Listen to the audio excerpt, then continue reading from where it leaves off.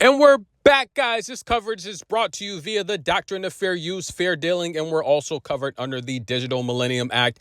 If you don't think so, try and claim ownership of my voice and watch what happens, ladies and gentlemen. Big game Jesse P in a battle with Paula Badosa, and this first set was entertaining. The two hottest ladies on tour, that's right, both of these ladies have won 9 of their last 10 matches. They've both won a title on this North American swing. Badosa winning the Citibank Open in Washington, D.C., the historic, the nation's capital. She's on a 9 out of 10 match win streak, if you will. Now, she's taken out some very tough competition along the way. Ludmila, Emma Raducanu, Carolyn Dolehide, Marie Buskova, the hard-hitting Clara Tauson, Peyton Stearns, NCAA champion. She took out Anna Kailinskaya and Yulia Putintseva, and she finds herself here in the semifinal, trying to make the championship match against her bestie, the world's ranked 37, Paula Badosa, that is,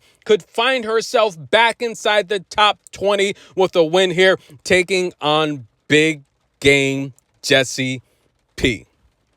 Does she need an introduction, ladies and gentlemen? One of the most relaxed, calm players on tour. She's a silent assassin. She's a walking quarter final and a master event. And she's the world ranked number 6 coming off of the Toronto Open. She's won 9 of her last 10 matches. She's taken out Pliskova, Ashlyn Kruger, Peyton Stearns, NCAA champion. She took out Diana Snyder. Amanda Anisimova said, I don't want to play you anymore. And we've seen her come here and take out some tough competition as well, ladies and gentlemen. She is hot. How about Carolyn Mukova?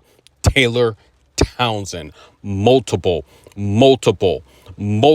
junior slam champion and long hair don't care junior slam champion as well.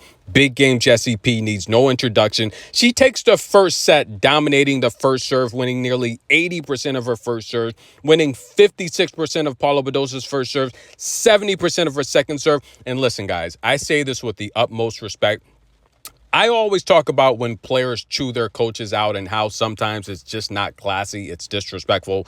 But I'm going to be honest here. I'm going to give Paula Badosa a pass. Go watch my video I did in San Diego where Paula Badosa and Danielle Collins just went nutty. They put on a show. Paula Badosa, knees bent, Indian style, throwing her racket all over the place. And listen, when Paula Badosa curses out her camp, she does it with the funniest faces, the most entertaining facial expressions. It's like the sassiness of that Spanish woman. We love it. We love how she entertains us. And I think she gets the memo. She knows that this is entertainment first. And when she's hard on her camp, you just have to last. I'm sorry. I'm a little rusty, guys. I'm sorry. Giving you tennis coverage the last 4 years every day. I'm a little rusty. I had surgery. I'm coming off. I can't find my words that well. Listen, I'm a little rusty, just like these players are a little rusty. We're going to talk about that in a minute. But Paula Badosa is just so sassy. And the way she chews her camp out, it's hilarious, but it's also a little bit entertainment. It's funny, and she means well. I love the facial expressions. And by the way, a couple of videos ago, I said, how come we don't see more tennis players do advertisements for beverages? When they come over to their bench and they drink these ice cold beverages, you guys want to sell drinks, you want to sell beverages and soft drinks. Get these top-tier tennis players to endorse your beverage. I guarantee you sales will go through the roof. But nonetheless, big game Jesse P. That's your Jordan fist pump. She takes the first set. And I want to pivot a little bit, right? Dasha. And we're going to talk about Dasha because she brought up a good point.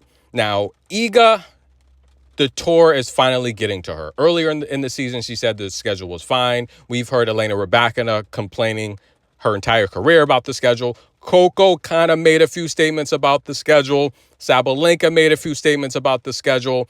The ladies are fed up, and I'm concerned because our top players, 1, 2, 3, 4, they're all talking about the schedule. And with Iga recently coming out saying, yes, she's a bit burnt out. We saw today her backhand, her forehand numbers are down miles per hour. She looked sluggish. And yeah, coming off of a tough match yesterday will do that. But she really looks sluggish, and I don't think anyone's form right now is that great. But like I said, the two players you probably want to watch out for, Jessica Pegula and Aryna Sabalenka. However, ladies and gentlemen, Dasha posted a video to start the Cincinnati Open, and you know, she was just kind of responding to how people think because she travels the world, they're in a different city every week, etc. Like I say, different country, different region every week, that they live this glamorous lifestyle. And she opened the curtains to her hotel room, and yeah, Ohio's finest, a dump outside of her hotel room. Now, listen, I'm going to go out on a limb here, and I'm going to speak truth. I always speak truth. I don't think the ladies are exhausted necessarily physically. I think a lot of it's mental exhaustion. They're traveling a lot, and if you think these ladies are staying in five-star hotels every city, you're wrong, as Paula Badosa puts on a show with the faces getting fresh with her camp. Listen, they're not. That's very expensive. Yes, it's a write-off, but they're not staying in five-star hotels. You got to pay for your camp, and that's going to be very expensive unless you're Pegula or Emma Navarro or Coco, the world's richest athlete last year. But even Coco can't do it because half of that money is taxed. Their game checks, they're the ones that are taking care of these facilities fees. The players pay for these facilities to be upkept, right? So their game checks, they're a fraction of what you think they are. And the reality here is a lot of times you're staying in 2.5-star hotels. And why do I say that?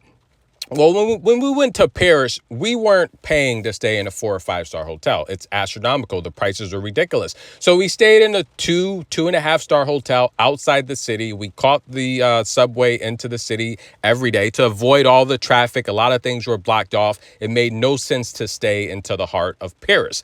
You won't be able to get around freely. So we had very ease coming into the city because of the amazing subway system. And look, it was very, very easy staying outside of the city. We didn't have to deal with the traffic. However, it was a 2.5-star hotel. The equivalent, imagine a very clean Motel 6 in the States, which is very rare, by the way. All we had was a couple clean beds and a very small, clean bathroom. That was it, a TV and a desk. But if you think if I were playing in one of these tournaments that I would have a good night's sleep on a bed like that, no. And a lot of these ladies are staying in hotels where I just think physically and mentally, the combination of traveling with this schedule, it's wearing them out. Now, these ladies, literally, let's take a look at the top players. Iga, Coco, Sabalenka, Pegula, Ons, Rebecca. Their season didn't end till mid-November. They're up. They might take 2 weeks off, maybe 3, that's stretching it. They're back warming up, playing in the World Tennis League towards the end of December, the United Cup, right? They literally had 2 weeks off. So all the injuries they had to nurse late last season, they're still nursing. This season is long, guys. Take a look at since May. Count the Olympics as another slam. Literally 4 slams. You had the French Open, Wimbledon, the Olympics, and the U.S. Open starting at the end of this month. That is a very grueling schedule. Then you have to make time for your boyfriends, your press, your media, your endorsements, your businesses. They are worn out, and it's starting to show. Coco doesn't look like she's out of shape, but she's playing like she's mentally exhausted. The same with Iga. Sabalenka actually looked out of shape last week, but like I said, she practices so hard. She can be back in shape in a week and a half. That's how her game is. So I'm not really, Sabalenka's the least that I'm concerned about because of her style of play is short rallies. She doesn't need to have this great stamina or cardio. She's just going to overpower you. Coco does. Iga does because their footwork. Those are the top 2 defenders. So them being mentally drained really, really concerns me. And like I said, I think it's really the travel schedule. I don't have the answer, but I do know that I've been drained just covering the matches. I needed to take a break. I finally took a break this past July, but I also had surgery, so I'm recovering there. I'm still in a little pain, but nonetheless, I'm trying to rev it up and give you more videos as I go as well. But nonetheless, guys, what do you think? How can we fix the schedule? Is it even possible? Should they have more 250s? Take off a couple 500s? Take off a master event? I don't think it's possible. And someone even talked about adding a 5th slam. If they do that, that means the season's going to run through December. They're not going to have a break. It's impossible. And the only place you could add a 5th slam would be China. That's the only country with the resources to add it because Russia's out of the equation, right? They could host it, but they're out of the equation. It would have to be China. They literally have these huge stadiums that are empty, but nonetheless, ladies and gentlemen, we'll talk in the comments. Comment below as we pick up this match here. And listen, Paula Badosa drops the first set, but she's on the move in the second set. And looks like it's a rain delay. And right now in the second set, she's lifted her first serve win percentage all the way up to 76%, only 49%, about 45 actually in the first set. While Pegula's losing her first serves, nearly 80% in the first set, now only 55% in the second set. 3 aces from Paula Badosa. She's in good form. And I talked about, will she ever be a top 20 player again? Well, listen, guys. She wins this match, she's going to be around ranked 16th, something like that. So pick up, around 700 points? I'm a little rusty. 1,000 points to the winner. But listen, I think she's hit a roadblock. I don't know if Pegula's going to win this match, to be honest with you. Right now, it's a rain delay. It's 4-3, and Paula Badosa makes the most hilarious facial expressions. In case you don't know, guys, she's left-handed but plays righty. Tennis in a minute. I'm your host, Good Energy. Like the video, show some love, and we'll be back after the rain delay. I do think Paula Badosa is going to win the second set and force the third. She'll probably steal the match, guys. Tennis in a minute. We'll be back. Get your popcorn. See you soon.